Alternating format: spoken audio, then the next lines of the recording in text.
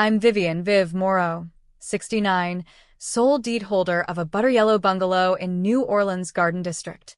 I bought it in 1981 with graveyard shift tips and a widow's stubborn spine, raised my only child beneath its pecan shade, and never dreamed I'd be meme fodder for 4 million strangers. That sticky July twilight, I just hosed the brick patio until the moss smelled like rain, then sank into the porch glider my late husband welded from scrap iron. My phone, learned from grandkid tutorials and coffee clutch gossip, buzzed. The algorithm delivered my own reflection. There stood Chloe, my daughter-in-law, in the emerald sundress I'd sewn for her baby shower, beaming like she'd won the lottery. Ultimate life hack with a built-in mother-in-law, she sang. Camera swung to me, bent over the farmhouse sink, suds to my elbows, in the indigo apron I've worn since Katrina because it still carries my husband's faint cedar cologne. Zero chores for me. Chloe crowed. Freeze frame on my gray bun. Caption: Boomer Butler activated. Comments erupted. Live-in slave. Make the relic hustle. 180,000 likes before sunset. I didn't shatter the screen. I didn't howl. I just poured another finger of bourbon, the ice clinking like tiny warning bells, and started counting heartbeats. Upstairs, muffled giggles leaked through the floorboards. Chloe showing my son Nathan the haul. Babe, 200K already. People get it. His chuckle followed, lazy and warm. Yeah, Mom's got nothing else going on. Let her earn the AC. The words landed softer than a slap, but stung twice as long. I'd buried my husband at 34, worked doubles at the cannery, cleaned offices till my knuckles split, sold pralines from a cooler at Mardi Gras to scrape the mortgage. Nathan grew up thinking the house sprouted from the ground like okra. He never saw the blood in the grout.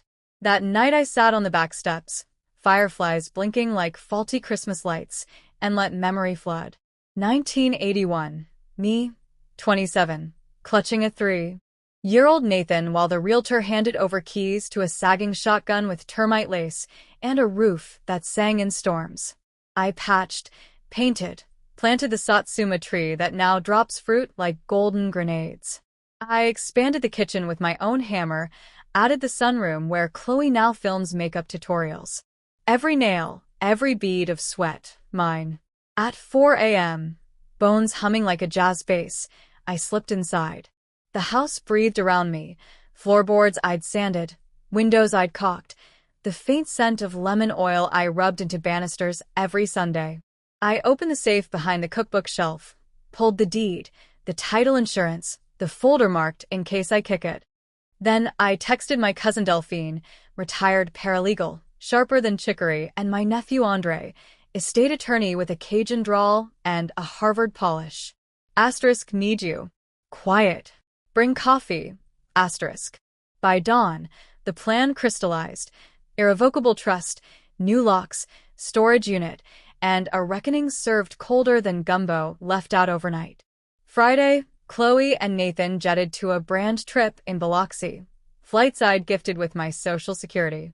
I waved from the porch, smile sweet as cane syrup. The second their taillights vanished, Andre's van rolled up with 2 cousins built like linebackers. We worked like a second-line parade in reverse.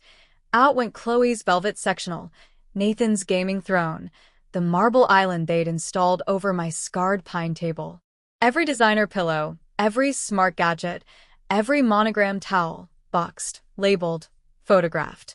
My old cane rocker returned to its corner. My cast-iron skillets reclaimed the stove.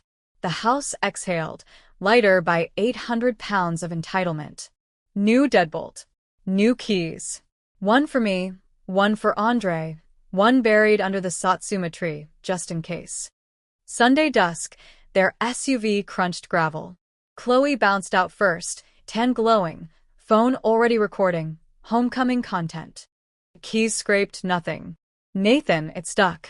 He jiggled harder. I opened the door, apron swapped for a linen. Blouse the color of storm clouds. Evening, I said. Luggage stays on the porch. Chloe's smile froze. Gran, what? Inside. Shoes off. We're talking. They stepped into a time capsule, My mother's quilt on the couch, my wedding china on the shelves, the grandfather clock ticking like a heartbeat. Chloe's shriek ricocheted off the rafters. Where's my couch? My ring light? Nathan, do something. Andre unfolded from the hallway shadows, briefcase in hand. Mrs. Vivian Morrow's attorney. Inventory, trust docs, storage, key, 30 days. He slid papers across the coffee table I'd refinished in 1999. I pressed play on my phone. Chloe's voice, recorded 2 nights prior on the patio. Soon as the old bat croaks, the house is ours.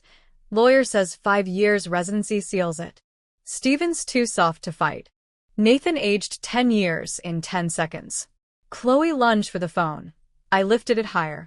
Sit, I said. They sat. Options. Accept rent, $400 symbolic. Chore chart, respect, or vacate by sunrise.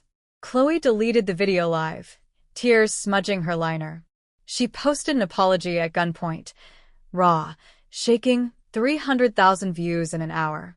My cousin Delphine stitched it with my story. Widow, builder, queen. Hashtag porch glider justice trended by breakfast. Nathan stayed. Chloe left with 2 suitcases and a shattered ego. The kids, Lila, 8, and Jonah, 5, now set the table, fold laundry, ask why mommy's couch is in a box. I teach them to zest satsumas, to oil the glider, to know a house is earned, not inherited. 3 months later, Nathan slides $400 into a jar labeled Viv's Victory Fund. Chloe's apology hit 1 million views. Strangers send postcards. Asterisk, I left my son's basement today. Thank you. Asterisk, I pin them above the mantel like medals.